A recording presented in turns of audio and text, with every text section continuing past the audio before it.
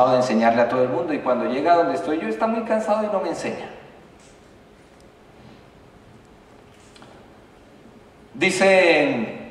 Muchas personas dicen que han tenido que pasar testimonios difíciles para poder llevarlos para la obra de Dios, y sí, está bien, yo lo creo, pero ¿sabe qué?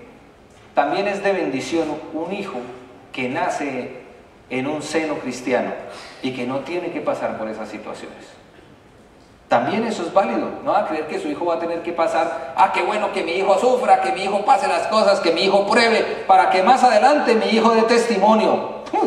¿Y qué tal que su hijo se quede ahí y no dé testimonio?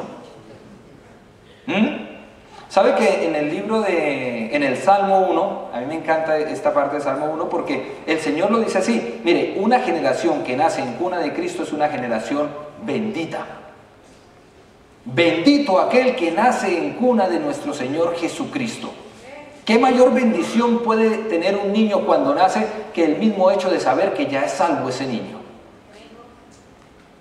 Dice Salmo 1:1: bienaventurado el varón que no anduvo en consejo de malos, ni estuvo en camino de pecadores, ni estuvo en silla de escarnecedores donde se haya sentado. Bienaventurado el varón que no anduvo en consejo de malos. Qué trabajo tan grande el que tenemos que tener nosotros, papás. Qué trabajo tan grande el que Dios nos pone a nosotros. ¿Cómo hacer? Siempre nosotros tenemos algo que se llama, yo no sé si eso es pecado, la verdad, pero yo creo que el cristiano lucha contra dos cosas: el pecado y la excusa. Y yo no sé si meter la excusa dentro de un pecado, pero siempre hay una excusa para todo. La gente dice: pero yo ¿cómo puedo hacer? Yo trato y mi hijo nada, que llega a la iglesia. Estaba mirando un estudio que me parecía muy interesante. Decía: ¿cómo poder hacer que nuestros hijos amen a Dios? Nosotros no podemos forzar a nuestros hijos a amar a Dios. Pero ¿saben? ¿Por qué no creamos en nuestra casa un ambiente que muestre los beneficios de amar a Cristo? ¿Por qué no crear usted en su casa un ambiente en Cristo? ¿Por qué no decir, bueno, yo no puedo forzar a mi hijo, sí lo puedo forzar, pero no es mi intención forzarlo a que vaya a algo? Le voy a traer el reino de Dios a su hogar. Qué bonito sería, ¿verdad? Que nuestros hijos vieran en su hogar el testimonio de lo que es ser un cristiano. Y dijera: wow, eso es ser cristiano. No, yo voy. Si nuestros hijos no aman a Dios, créame que no es culpa de nuestros hijos, es culpa de la influencia nuestra, de no enseñarles a amar a Dios con nuestro ejemplo. Ahí es donde viene, yo prefiero ver una predicación. Eso nos dirá nuestro hijo: papá, ¿sabe qué? Yo he escuchado predicaciones muy bonitas en la iglesia, pero aquí en la casa no veo ni una. No hay un dolor más fuerte que ver a tus hijos sufrir alejados de Dios. ¿Sabes? Yo creo que es muy triste cuando nosotros hemos conocido las maravillas de nuestro Señor Jesucristo, así como Josué, que conoció las maravillas de Dios. Nosotros conocer las maravillas de nuestro Señor Jesucristo y ver que nuestros hijos no las conocen. Nadie se las ha contado. Es tiempo de orar como pareja, como padre, como hermano. Es tiempo de orar por nuestros hijos. Si usted está con su Señor, con su esposa, tómelos de la mano todos los días y ore por sus hijos. Dios escucha la oración del justo. Y el justo es aquel que es justificado mediante el Señor Jesucristo. Si usted es una persona justificada en el Señor Jesucristo y se hace llamar un cristiano, ore, porque sus hijos conozcan la grandeza de Dios que usted ha conocido. Y se dará cuenta que nuestras generaciones nacerán, crecerán y morirán en una bendición que nunca jamás podremos olvidar. Es una promesa del Señor. No delegues, padre, tu responsabilidad de que tus hijos sean educados espiritualmente por otras personas. ¿Sabes? La iglesia es el sitio de enseñanza. El sitio de enseñanza para tus hijos es la iglesia. El sitio de enseñanza para ti y para mí es la iglesia. Pero el sitio de ejecución El sitio de la práctica es fuera de la iglesia. ¿Sabes? El mundo en enseñanza tiene teoría y práctica. Teoría es lo que escuchas para aprenderlo y práctica es aplicarlo en tu vida diaria. La iglesia son 2 horas a la semana. Tu vida son muchas horas para practicar lo que estás aprendiendo acá. No delegues la responsabilidad. Mi hijo va a la iglesia, allá aprende. Siempre el propósito de Dios con nuestros padres es que la principal herencia que les demos sea el conocimiento de Dios, de una y otra generación. Miren, David en Primera de Reyes le decía a Salomón, Primera de Reyes capítulo 2, si lo quieren apuntar.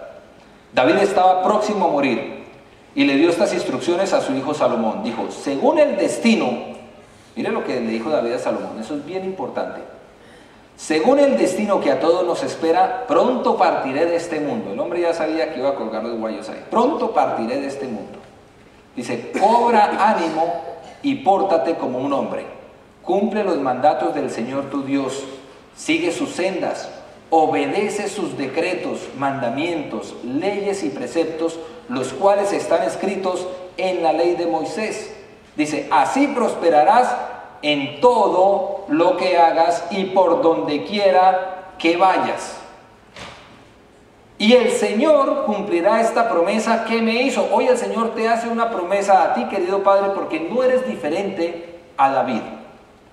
El Señor cumplirá esta promesa que me hizo.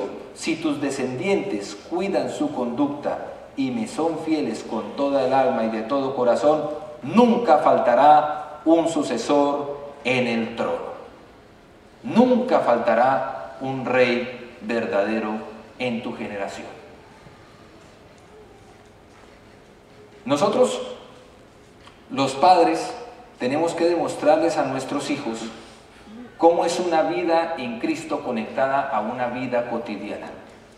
Cómo es una vida en Cristo conectada a nuestro trabajo. Cómo es una vida en Cristo conectada a nuestro matrimonio. Cómo es una vida en Cristo conectada a nuestra manera de orar, de vivir, de ser, a nuestra manera de comer, a nuestra manera de cuidar nuestro cuerpo. Muchas personas crecen en la iglesia cristiana, muchos jóvenes vienen a la iglesia cristiana. ¿Y saben por qué se van de la iglesia? Por el ejemplo de sus padres. Son muchos los jóvenes que visitan las iglesias, pero cuando salen de la iglesia y ven el ejemplo de sus padres, dicen, no, pero si él también va ahí. Oye, ¿por qué será que yo recibo algo que me parece precioso? Ellos también lo recibieron, pero mire cómo se comportan. Estadísticamente, 4 de cada 5 jóvenes abandonan las iglesias por el testimonio de sus padres. Algo estamos fallando como generación. Dice que a veces nosotros fallamos en algo en nuestra casa, ¿no? Nos damos cuenta cómo somos. Ustedes no han vivido con sus hijos, ustedes los jóvenes deben de vivirlo, ¿verdad? Que saben a dónde van cuando necesitan un permiso o cuando necesitan algo. Dicen, mami, ¿será que no sé qué? Y la mamá dice, ve y dile a tu padre. Esas mandan para allá. Y papá será, vaya, dígale a su mamá, ¿no es cierto? Y van de lado a lado. Y a veces dicen, mami, tengo novio, pero no le diga a su papá nada, mijita. Está bien, pero no le diga a su papá, yo, cómaselo calladito, aquí no le diga nada. Mami, hice tal cosa. Shh, no le diga a su papá. Papi, mire lo que pasa. Ah, qué bien, mijo. No le diga nada a su mamá. Algo está fallando ahí. Algo está fallando en esta generación. ¿Por qué ocultar las situaciones como familia, como generación? Ahora, si eso pasa, a mí me pasó, a mí me pasó años atrás.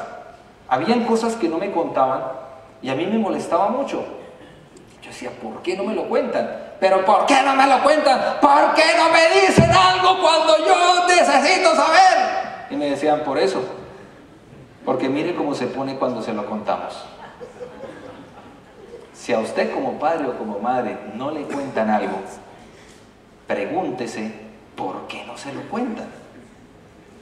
¿Cuál es su actitud en su casa para que su generación futura le oculte algo que usted desea saber? Hay que analizar cómo nosotros tomamos las diferentes situaciones y cómo es nuestra manera de ser. Preguntas. para terminar.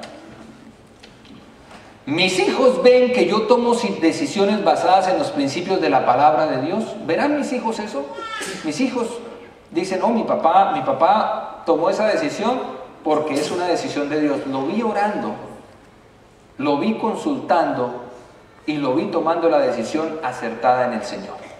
Mis hijos me ven sacrificando placer temporal por las verdaderas bendiciones de servir a Cristo. Mis hijos dicen, no, es que mi papá de verdad, oiga, mi papá cómo es de puntual. Él a las 11 en punto llega a la iglesia. ¡Wow! Este hombre de verdad se ama al Señor. Este hombre se levanta temprano y nos hace levantar temprano para llegar a tiempo a una cita con el Señor Jesucristo. ¿Escuchan mis hijos mis oraciones cuando le pido a Dios que se glorifique en mi vida? ¿Me ve mi hijo orar? ¿O ese es un mandato para mi esposa? O para él, vaya, órele al Señor por eso y ahí vemos. ¿Mis hijos me ven en oración? Esta es una situación difícil. La otra, y esta es clave, cuando su hijo no va a la escuela, ¿usted qué hace? Usted está acostado en la cama, ¿verdad? Y su hijo llega por la mañana y le dice, papi, ¿sabe qué? Hoy no quiero ir a la escuela, tengo química. Uy, eso es hartísimo, ¿no? Mi hijo, vaya, acuéstese, sí, pobre muchacho. ¿Saben? Para nosotros como padres, la ida a la escuela no es negociable. Mi hija va a la escuela o va a la escuela. Es su obligación y su deber. Pero la ida a la iglesia sí es negociable. ¿Por qué nosotros negociamos con nuestros hijos la ida a la iglesia? ¿Acaso es más importante la educación normal que la educación espiritual? ¿Usted cree que para Dios